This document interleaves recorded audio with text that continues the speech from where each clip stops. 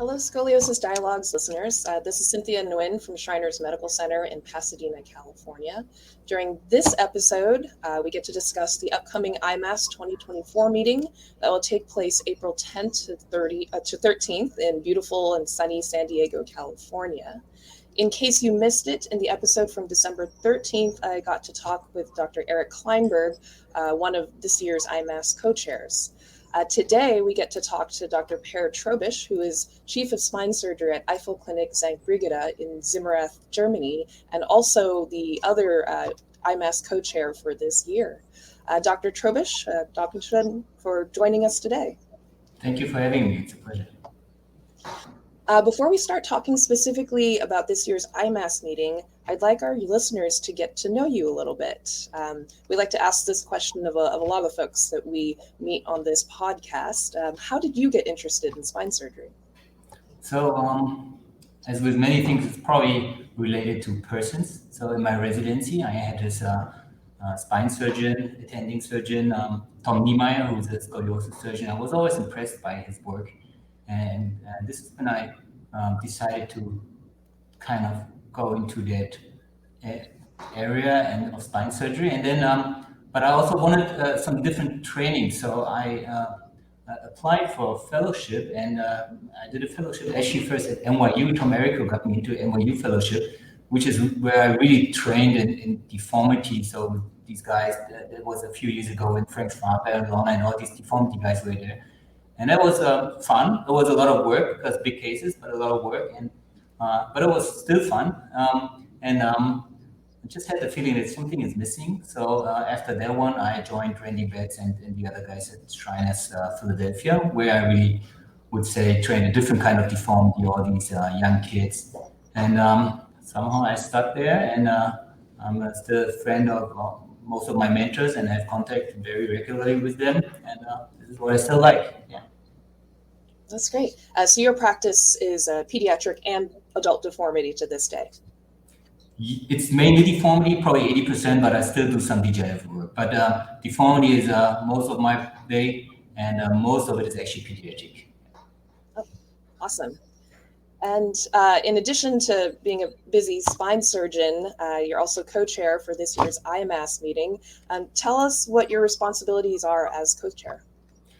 So, as you mentioned already, I'm the co-chair with Eric Kleinberg together, and I wouldn't say that we assign specific responsibilities, but I would say I'm a little bit more representative of the pediatric world, where he's not doing so much pediatric deformity, and also I try to be a little bit representative of the non-US surgeons, because it's an international meeting, and try to give my input there. Yeah. Fantastic. On the program, next to your co-chair designation, in parentheses, it says abstract. So I was curious, were you in charge of the abstract selection for the meeting? Yes and no. So we were both. Again, we didn't assign specific responsibilities. So we were both working on ICS, abstracts. Of course, I was involved in all the abstracts. I read all the abstracts, but I'm pretty sure Eric also did the same. I know it's written there, but it's not that we separated in abstracts or non-abstracts. Makes sense, and certainly it's a huge job because so many abstracts are submitted each year, and you can only pick certain ones. Can you explain to us how the process is to choose which abstracts eventually get selected for the final meeting? Absolutely. I think it was a great process. So, as you know, abstracts are submitted in a blinded fashion, and then we have the reviewers, and so they have a few weeks' time to review all the blinded abstracts, and then we have the scores. So once we have the scores, we have the category leads. So for each category, we have usually 2 leaders, and they sat together with the reviewers. And they did a separate discussion based on the scoring, but also based on the content, because we would give abstracts a chance that are very innovative, that are very interesting, but maybe did not score on the top 5 or 10. So they had the chance to work a little bit and move a little bit, which they did very well, and this was still blinded. And then we discussed it with the category leads, and we believe they made a great selection. And after that, the abstracts were unblinded. And then Eric and me looked at the abstracts together with the SRS team. And then we tried to make sure that we have a nice, diverse program. And for example, we did not want one session to be dominated by one study group, for example. So if we saw there are several abstracts from one study group, then we had the chance to move a little bit, maybe exchange a podium to an abstract, to a poster. We also made sure that we have some specific rules for IMAST, that, for example, each presenter has a maximum of 2 abstracts that he can present or she can present. So this is where we finalize the program. And at the end of the day, I believe we have a great program right now. Yeah. That's such a fascinating thing to know, especially about how some abstracts, which may not be as strong in the traditional sense, if they're particularly innovative, they still get to be included.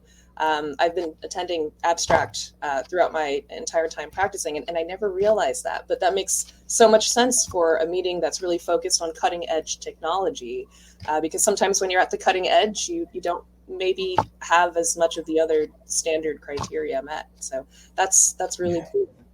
Yeah, and that was the idea of IMAST. Sometimes you have these very well experienced research groups, and they have great studies and great projects, and they have 500 patients and 5-year follow-up, and then you have maybe a guy from Asia or from Africa or somewhere, and maybe has only 10 patients, but so innovative that we need to hear about it. And maybe the quality of the research is not that great, but it's very innovative. This is why we decided to go for this process. Fantastic. Have you noticed any trends in the abstracts this year compared to previous years? So I've been doing, I'm in the IMAST committee for, I think, 4 years right now, and reviewing abstracts for 4 years. I didn't really analyze in detail the numbers, but I would say you can actually see a trend for pediatric, which is clearly non-fusion surgery. There are more and more abstracts on VVT or posterior distraction devices and other non-fusion surgeries. You see in the adult world, you see a lot of technology like robot or AI, and coming with that surgical techniques like single position, 360-degree fusion, and which makes me actually a little bit happy, because I also see another trend that surgery is coming back to the anterior side, which we like in Europe. It doesn't matter if it's vertebral body tethering, which is anterior, or if it's lateral fusion for adult deformity, which is also anterior. I think this is a trend that we will continue to see in the next few years. Cool.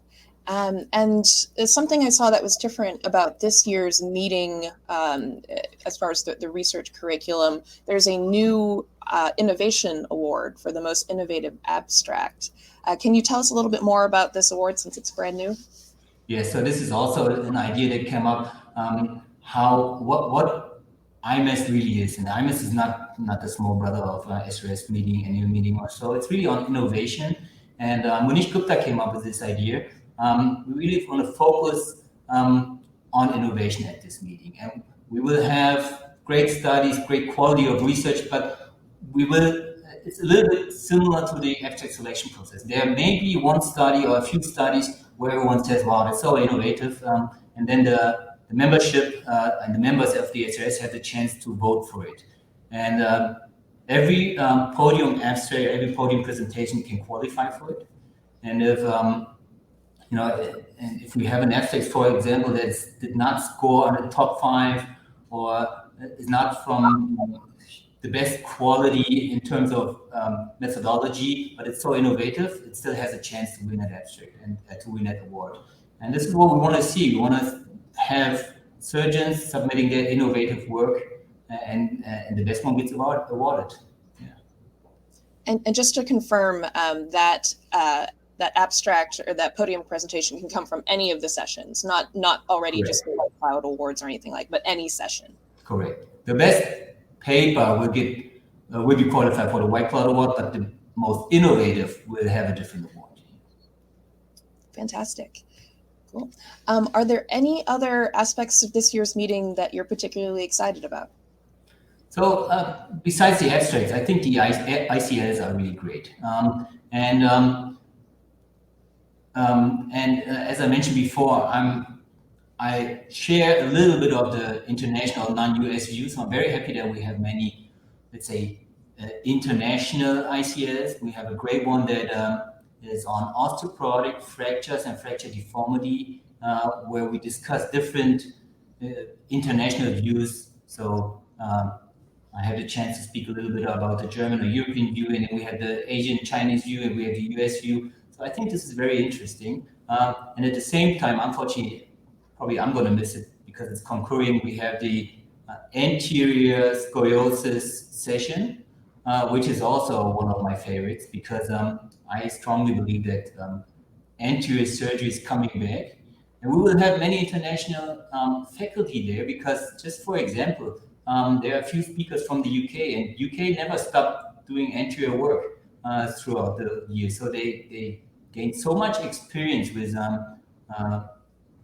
fusion or non-fusion or whatever you want to have, but so much experience with anterior scoliosis surgery. We have Michael from Germany, who's very well experienced with anterior scoliosis surgery. So I think this meeting is great to see many international views on new and future trends in spine surgery. Yes. I'm very looking forward to it. Yeah, I'm really glad you mentioned sort of the power of having an international meeting where you get different viewpoints from different countries, and it is often that there may be certain dogma in the surgical habits of a certain community that may get offset by listening to the views of other people who didn't necessarily get raised in that dogma. So I'm so glad you mentioned that. That's one of the awesome things about international meetings like IMAST or ePOSNA in the pediatric world. Right. So that's fantastic. We are running a little bit low on time today, but I did have one question for you. I saw that you're a co-author on a paper comparing spine research abstracts written by ChatGPT and Bard versus humans. So I wanted you to tell us, are we going to be replaced by AI anytime soon?